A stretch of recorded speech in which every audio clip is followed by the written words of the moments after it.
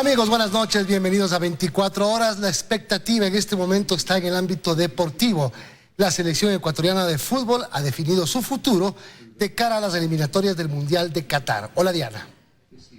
Hola, Milton, amigos, muy buenas noches. Roberto Omar está en vivo en la casa de la selección para contarnos detalles. Roberto, buenas noches, ¿cómo está? La Tri tiene nuevo director técnico. Efectivamente, Dianita, un abrazo. Milton, buenas noches, televidentes en el país. Buenas noches. Sí, la selección ecuatoriana de fútbol tiene nuevo técnico. Jordi Cruyff fue presentado hace pocos minutos acá en la casa de la selección. Todos los detalles más adelante aquí en 24 horas. Así es, Roberto, enseguida nos enlazamos nuevamente contigo. Empezamos con información política. 38 exaltos funcionarios del gobierno anterior están procesados por la justicia ecuatoriana, pero menos de la mitad han sido detenidos. El resto está prófugo o abandonó el país antes de que inicien juicios en su contra. Así lo reveló la ministra de Gobierno. La ministra de Gobierno destacó hoy el esfuerzo de la justicia por perseguir los casos de corrupción del gobierno anterior, no solo de funcionarios de bajo rango, dijo, sino de los propios mandatarios y sus ministros. Se encuentran privados de libertad 16 ex altos cargos del gobierno anterior, incluido un ex vicepresidente de la República, y se encuentran investigados y fuera del país, en algunos casos prófugos porque huyeron, en otros casos no se presentaron, viajaron antes de que la justicia actúe. Otros 22 ex altos cargos. Frente a los escándalos de corrupción y frente a los casos de corrupción, yo sé que nos parece poco, a nosotros también nos parece poco. 38 procesados en total y de ellos 16 están detenidos. Que si se trataría únicamente de ministros y secretarios del anterior gobierno por el número, se podría decir que el expresidente Correa, su vicepresidente Glass y casi todo su gabinete enfrentan juicios penales por corrupción. Si queremos transitar de un gobierno autoritario a un gobierno democrático, es no comportarnos como ellos. De lo contrario, el país no va a salir de un círculo vicioso de intromisión de poderes, de concentración de poder, de utilización política de la justicia. El círculo más cercano del expresidente tiene procesos penales en su contra. Entre ellos constan Ricardo Patiño, Alexis Mera, los hermanos Vinicio y Fernando Alvarado, Carlos Pareja y Anuseli, su primo Pedro Delgado y otros ministros como Alexei Mosquera, María Duarte, Walter Solís, Wilson Pastor, Ramiro González, bajo la figura de varios delitos, especialmente en las áreas estratégicas del Estado, es decir, petróleo, energía, electricidad, y en la compra de productos y construcción de infraestructura para el Estado. Aunque no sean todos los casos que queremos, aunque no sean todos los escándalos que se ven en el día a día, pero hoy la justicia sí le ha mandado un mensaje al país. No son solamente los peces chicos, son también los peces grandes, son también los peces gordos si es que han cometido actos ilegales. Al referirse al grupo de asambleístas y sus familiares que se refugiaron en la Embajada de México en Quito, y que ya viajaron a ese país la semana pasada sin que pese una orden de prisión en su contra, la ministra lo definió como un grupo de ciudadanos pidieron asilo en la Embajada de México después de que les falló el golpe de Estado que estaban planificando en el Ecuador. Ojalá un día la justicia lo haga, que lo haga con celeridad, que le muestre al país las pruebas. En Quito, Freddy Paredes, 24 horas. Ante la Comisión de Fiscalización de la Asamblea Nacional, comparecieron representantes de organizaciones y colectivos que se sienten vulnerados y afectados por el accionar de la presidenta del Consejo Nacional Electoral, Diana Tamaín. La presidenta aún no ha entregado sus pruebas de descargo. Esta vez la Comisión de Fiscalización recibió a representantes de distintas organizaciones como los Yasunidos. Ellos explicaron las razones por las que el juicio político a la presidenta del Consejo Nacional Electoral, Diana Tamaín, debe prosperar por justicia. La presidenta del CNE ha vulnerado nuevamente nuestros derechos de participación, a pesar de que ya 3 instituciones del Estado han reconocido que hubo una vulneración en el 2014 y ella ha legitimado el trabajo del 2014. El Yasuní no solamente ha sido territorio guaraní, sino para el mundo que estamos dando. Por eso queremos que Diana Tamaín queríamos que dé no otorgamiento, queríamos que respete. También desde otras organizaciones y colectivos explicaron el apoyo al juicio político. La Asamblea Nacional tiene el deber histórico en este caso de investigar todo lo actuado. De acuerdo con los asambleístas, continuarán recibiendo testimonios y tomarán la decisión que corresponda tras escuchar las pruebas de descargo de la presidenta del Consejo. Es importante la presencia de quienes se sienten afectados por la acción u omisión de este cuerpo colegiado. Ellos han entregado las pruebas documentales y adicionalmente han pedido pruebas testimoniales que empezamos a procesarlas el día de hoy. Sin embargo, de confirmarse la responsabilidad de los otros consejeros, en la Asamblea Nacional no descartan recomendar que se extienda para ellos el juicio político. Tenemos la obligación de analizar y, si es necesario, que la comisión considere la posibilidad de iniciar acciones contra los otros comisionados, no le quepa la menor duda que lo haremos. Por su parte, consejeros del CNE confirman que en caso de ser llamados, participarán de este proceso. Si es que la Asamblea Nacional decide llamarnos al resto a un juicio político, ahí estaremos. Yo no me voy a ir por defenderle a Yas Unidos. Yo no me voy a ir por haber denunciado que aquí hay fraude. Yo no voy por eso, voy a ir por aquello que crea la Asamblea que debo ir, con el mayor de los gustos. La presidenta Atamaín aún no ha hecho llegar al legislativo sus pruebas de descargo. En Quito, María Gracia Costa, 24 horas.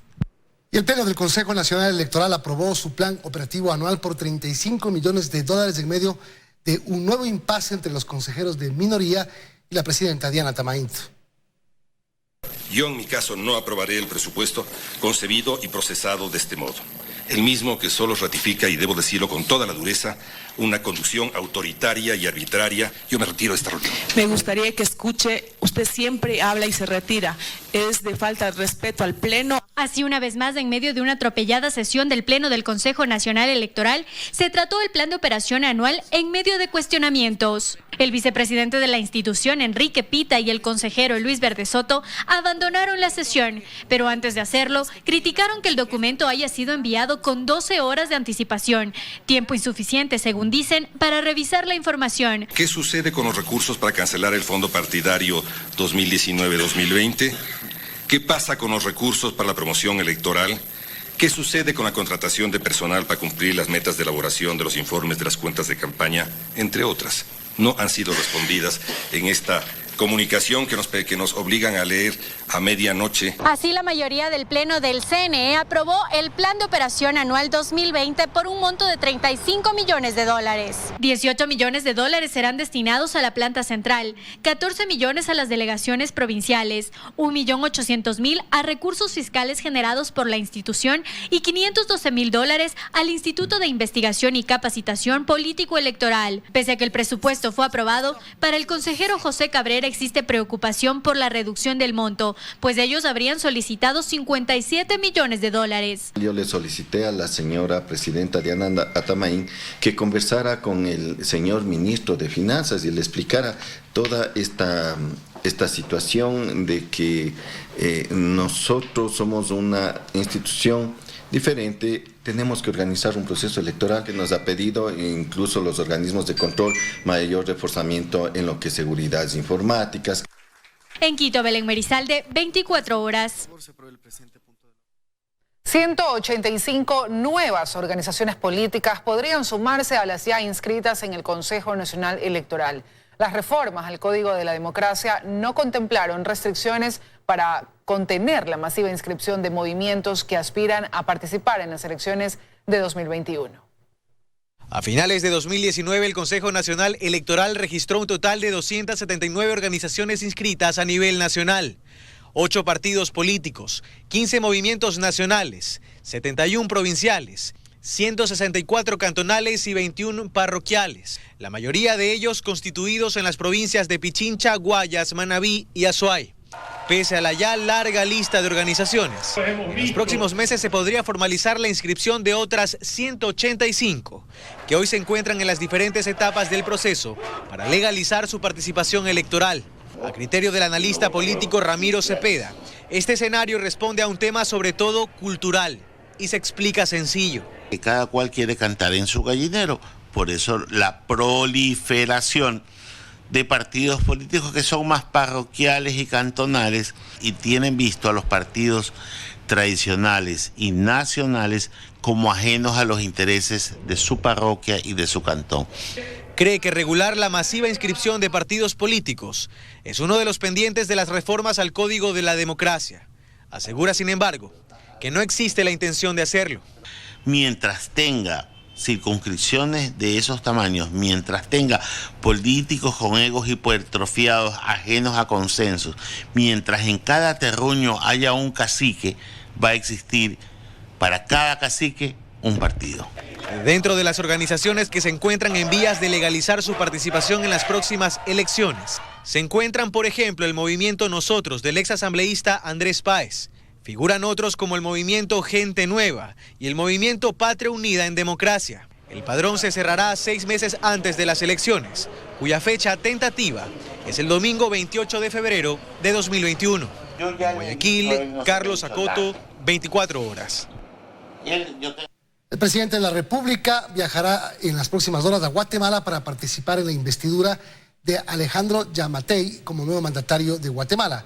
Yamatei, de 63 años, jurará en el cargo por los próximos 4 años en reemplazo del actual presidente Jimmy Morales. Cerca de 50 delegaciones y 12 jefes de Estado asistirán al juramento ante el Gabinete de Ministros en el Palacio Nacional. A un día del cambio de mando en Guatemala se informó este lunes una alerta sobre un posible atentado en contra del nuevo presidente para el día de su asunción. Yamatei anunció que se tomarán las medidas de precaución correspondientes y agregó que tomarán acciones para recuperar la confianza y la credibilidad en las fuerzas de seguridad de su país.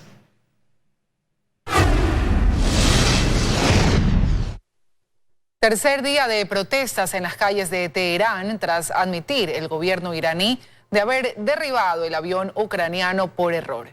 Mientras tanto, el presidente Rouhani informó estar a favor de una distensión después de 10 días de alta crispación con Estados Unidos. El tercer día de protestas en Irán estuvo marcado por la violencia. Los manifestantes salieron a las calles para criticar al sistema islámico, al que califican de represivo. Este video muestra a la multitud huyendo de la Plaza de la Libertad, en la capital de Teherán, mientras caen proyectiles de gas lacrimógeno empleados por la policía.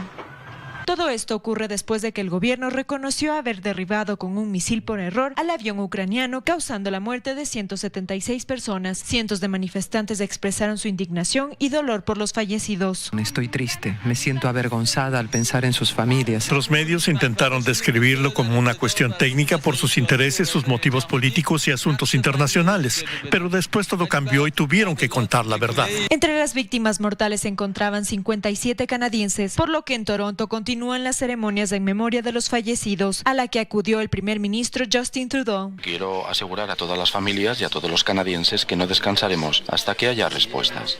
Pocos días antes del siniestro, Irán estuvo celebrando sus ataques contra bases militares en Irak, que alojan a tropas estadounidenses, que dejó 4 iraquíes heridos. En ruinas.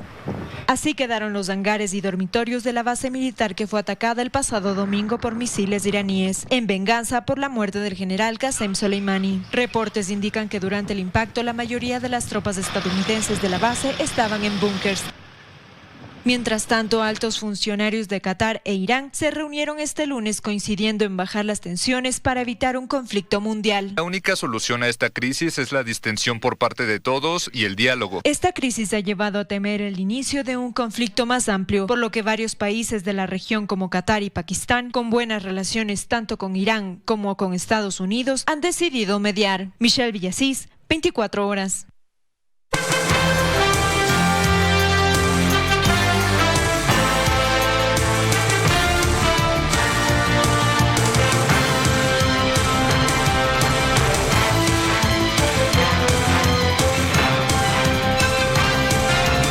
Hay noticias para el fútbol ecuatoriano, hay nuevo técnico, el holandés español Jordi Cruyff, hay nueva imagen, todo un evento para empezar un nuevo camino en busca del Mundial de Fútbol. Roberto Mar sigue en la casa de la selección para darnos todos los detalles de lo que está ocurriendo. Hola, Roberto. Hola Milton, buenas noches nuevamente televidentes en el país. Hace pocos instantes terminó el evento de presentación del nuevo técnico que duró aproximadamente 1 hora 20 minutos, en la cual también se hizo la presentación de la nueva imagen de la Federación Ecuatoriana de Fútbol. con organización, disciplina, trabajo y talento. No está exento la aplicación de normas científicas para lograr el mejor rendimiento de las selecciones nacionales. Igualmente se presentó el nuevo logotipo de la Federación Ecuatoriana de Fútbol, que guarda algunos elementos claves, pero que es un logotipo moderno. También fueron presentados los uniformes que la selección ecuatoriana lucirá en las eliminatorias al Mundial y en los torneos que deba participar la selección nacional. Una asistencia masiva de dirigentes, prensa, invitados especiales, sponsor, estuvieron presentes acá en la casa de la selección para este acontecimiento que a 77 días del debut de la selección ecuatoriana de fútbol en las eliminatorias en Buenos Aires frente a Argentina, esta noche el presidente de la Federación, Francisco Egas, presentó al nuevo técnico Jordi Cruyff. Aquí les presentamos en conjunto la presentación. Ecuador tiene nuevo técnico. Suerte, Jordi. Queremos transformar en 3 ciclos mundialistas nuestro talento, no solo para pelear las eliminatorias o las copas. Buscamos estar en condiciones de pelear la Copa del Mundo, tanto en fútbol femenino como en fútbol masculino. Estamos trabajando y seguiremos trabajando con fuerza en la generación de futbolistas que hoy visten la camiseta de nuestra querida selección. La verdad es que nos motiva para trabajar inmediatamente con toda nuestra energía, con toda nuestra pasión, también con toda nuestra paciencia. Tenemos una adaptación súper rápida, estamos preparados para el reto que se nos viene, con partidos difíciles, pero eso también es la belleza de nuestro trabajo, de encontrar siempre soluciones a los problemas que pueden venir.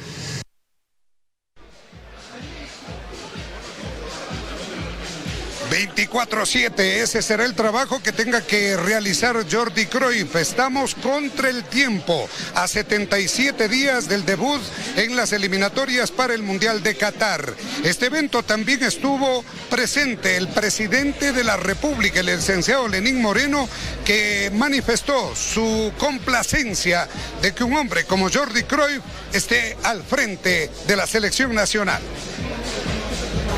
Nosotros, Jordi, allá por los años 70,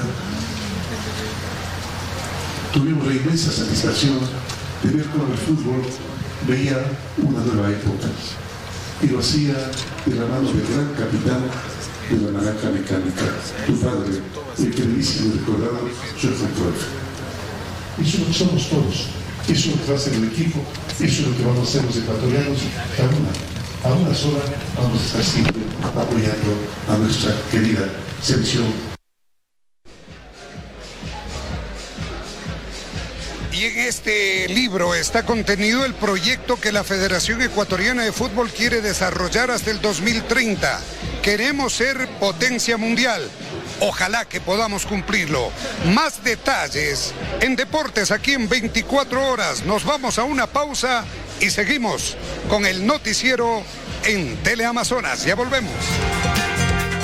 Más noticias, amigos. La Contraloría encontró irregularidades en el Hospital de Bahía de Caracas en la compra de medicamentos, insumos y en la contratación de alimentación para los pacientes. Según el informe del periodo 2015-2018, se adquirieron medicinas por emergencia, pero no se comprobó su ingreso. Se trata del Hospital de Bahía de Caracas, que tras el terremoto del 2016 se destruyó y luego fue adecuado en el campamento del Cuerpo de Ingenieros del Ejército, donde incluso se instaló carpas y un hospital móvil que funciona hasta hoy. La Contraloría revisó distintas adquisiciones realizadas por los gerentes entre el periodo 2015 y 2018 y encontró irregularidades. Se contrató servicios de alimentación para los pacientes, pero se pagó $14,000 más de lo que se recibió. Además, se firmaron contratos de emergencias para la compra de medicinas e insumos para pacientes críticos, pero no se dispuso los controles administrativos que permitan comprobar su entrega, o el ingreso a las bodegas de las medicinas, o tal vez las historias clínicas de los pacientes beneficiados. También se realizó arrendamientos de bienes, pero sin abrir las convocatorias, además de que se señalaron direcciones específicas del lugar donde se pretendía arrendar, lo que limitó la participación de oferentes, impidiendo así encontrar mejores precios para los alquileres. Hubo también varios contratos revisados que no contenían la cláusula de cobro de multas por incumplimiento, por lo que estas no fueron cobradas. Y además hubo rubros de compras que no se publicaron en el portal incumpliendo la ley de transparencia. Es decir, la paciente espera que han tenido que llevar quienes viven en Bahía para que se construya su hospital permanente tras el terremoto viene acompañada de irregularidades en el Miguel H. Alcíbar provisional. Dayana Monroy, 24 horas. Ganaderos piden a las autoridades mayor control contra el abigeato. En algunos cantones del Guayas, los robos en el 2019 aumentaron hasta en un 35% en comparación al 2018. Ocurrió días atrás en la parroquia Las Lojas, Cantón Daule. Delincuentes llegaron en la noche a una de las haciendas y se llevaron 4 caballos. Horas más tarde, el dueño descubrió que los animales habían sido faenados varios kilómetros más adelante. Por supuesto que están vendiendo carne de caballos. Dice que las trasladan a diferentes sectores del país. Según Ligia, que representa a los ganaderos del sector, en 2019 se reportaron más de 400 cabezas de ganado robadas, un 35% más en comparación con el año anterior. Hitler es de Colimes, otro de los puntos identificados como peligrosos. Asegura que los robos son constantes y que estos pueden dejar en la bancarrota al pequeño ganadero. Si a nosotros, por ejemplo, en el campo se nos roban 5 o 6 cabezas de ganado, se nos están llevando el patrimonio, se nos están llevando nuestros sacrificios durante muchos años. Concuerdan que desde la creación de la Unidad de Investigación contra el Abigeato se han logrado avances. Sin embargo, cuestionan la falta de personal. Apenas 12 para atender las denuncias en 5 provincias. Por eso insisten en que las autoridades aumenten las sanciones. Proponen que la pena pase de 6 meses a mínimo 5 años por abigeato. Además, la confiscación de los bienes que son utilizados para cometer el delito. Especialmente de los camiones, que es a donde se transporta el ganado de todas las fincas, de todas las haciendas y de todas las poblaciones rurales hacia camales clandestinos. El presidente de la asociación denunció también no tener detalles todavía del seguro ganadero que ofreció el gobierno. Según el gremio, esperarán la respuesta de las autoridades. Caso contrario, se reunirán para analizar nuevas acciones. Joana Ramos, 24 horas. El nuevo comandante de la policía, Patricio Carrillo, indicó que uno de los objetivos fundamentales de su gestión será la creación de la Universidad de la Policía. Este anuncio lo hizo durante la ceremonia de posesión administrativa del mando de la institución. Fue en el Regimiento Quito número 1 en el norte de la ciudad, en donde se desarrolló la ceremonia de posesión administrativa del nuevo mando de la Policía Nacional. Allí la ministra de Gobierno, María Paula Romo, entregó en manos del comandante general Patricio Carrillo una réplica del decreto con el que el presidente Lenín Moreno le encarga esas funciones. Que los ecuatorianos esperamos del mando de la Policía Nacional. Que lidere con el ejemplo, con un ejemplo de disciplina, de trabajo, de esfuerzo y de cohesión. El mando de la policía liderado por Carrillo quedó conformado además por la general Tania Varela, primera mujer que se convierte en jefe de Estado Mayor, y José Cabrera como inspector general.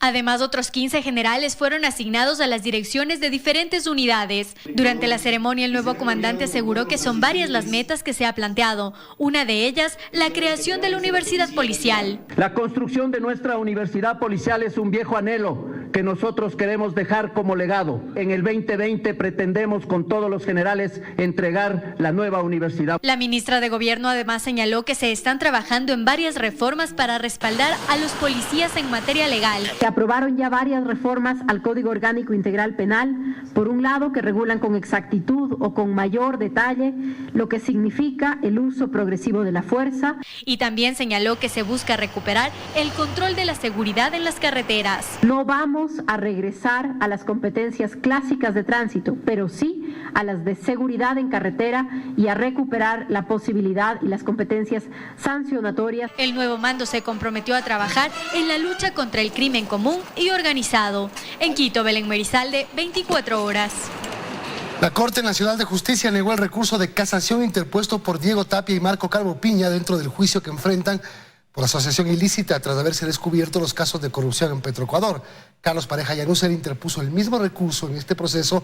No obstante, la Corte no dio trámite a su pedido. La sentencia condenatoria se mantiene para los 3. Ya están abiertas las inscripciones para quienes quieren pertenecer a la Policía Nacional.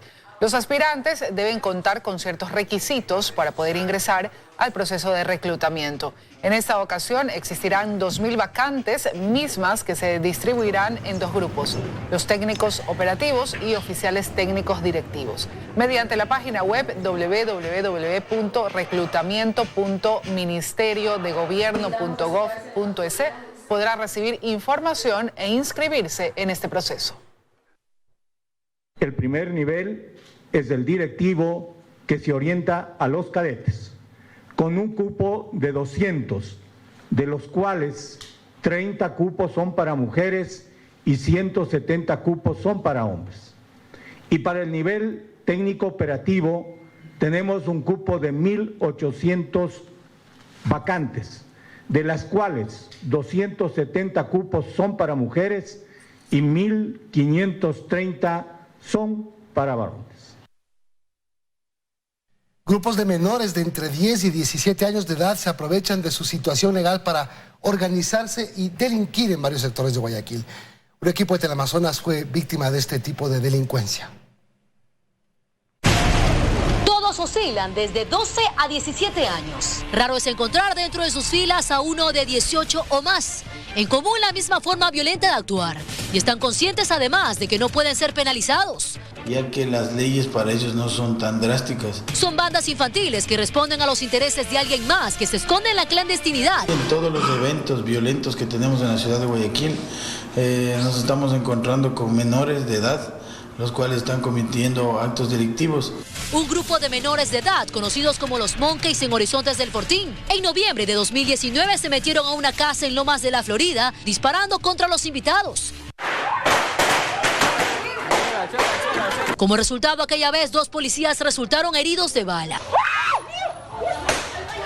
Quienes aparecen en ese video son justamente parte del grupo delictivo al que pertenecía el menor de edad que fue abatido por la Policía Nacional el pasado viernes en la avenida Juan Tancamarengo, norte de Guayaquil. Su despedida ya fue colgada en redes sociales con un ritual propio del bajo mundo. El hermano del fallecido, alias Manuelito, de 17 años. Por increíble que parezca, aún sabiendo que tenía boleta de captura por tentativa de asesinato, desafiando a las autoridades, apareció en el laboratorio de criminalística, reclamando el cuerpo de su hermano.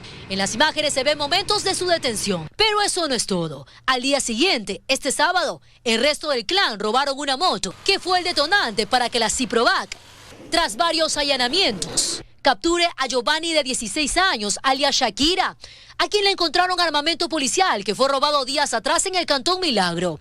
También a los hermanos Los Chanchos. Muchachos que están ya más capacitados en el manejo de armas. Nuestro equipo periodístico vivió de cerca esta realidad. Esta mañana en la isla Trinitaria sur del puerto principal, en plena cobertura, un adolescente sigilosamente sustrajo del vehículo del canal nuestras pertenencias y equipo de trabajo. Quien nos robó fue justamente este niño que estaba a bordo de una bicicleta y con un chupete en la mano. Abrió el carro y se llevaba mis documentos personales. Ya tenía en una casa esta mochila de mi camarógrafo donde tiene los cables del equipo con el que trabajamos, hasta mi celular. No sé cómo logró sacarlo de la cartera. El punto en contra en la lucha contra el hambre infantil es el mismo barrio donde se desenvuelven, pues ellos normalizan lo incorrecto. Catalina García, 24 horas.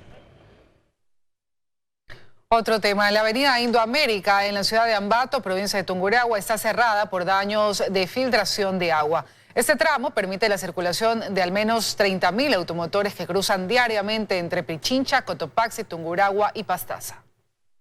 Es en esta quebrada donde permanece represada gran cantidad de agua, que socavó hasta un tramo de la Panamericana Norte y obligó al cierre de la vía. Un día amaneció con agua, así, la parte esta. Y de ahí hubo un aguacero y con ese aguacero se completó. La quebrada cruza por la avenida Indoamérica, la filtración provoca el hundimiento de su plataforma, lo que colapsa la estructura de la vía. Tuvimos que romper la vía para poder drenar el agua porque se estaba represando en este sitio. Al municipio le tomará al menos 2 meses concluir los trabajos técnicos con una inversión de $500.000. Y una vez que el señor alcalde dio la declaración de emergencia se haga el proceso legal, directamente contratar con una empresa, puede conllevar 60 días o con varios grupos de trabajo o a doble turno puedan disminuir ese tiempo. Pero el mal olor de las aguas hervidas, putrefactas y lodo estancado preocupa a los habitantes. Terrible, terrible,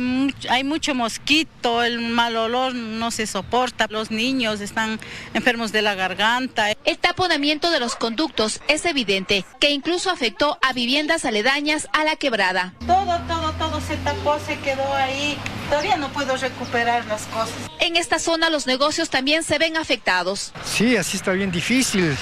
Esperemos que la obra se haga con celeridad. Quienes ingresen a Ambato pueden desviarse por el paso lateral o tomar la avenida Rodrigo Pachano como una alternativa al norte y centro de la ciudad. En Tungurahua, con imágenes de Washington Granda, Edith Jacome, 24 horas.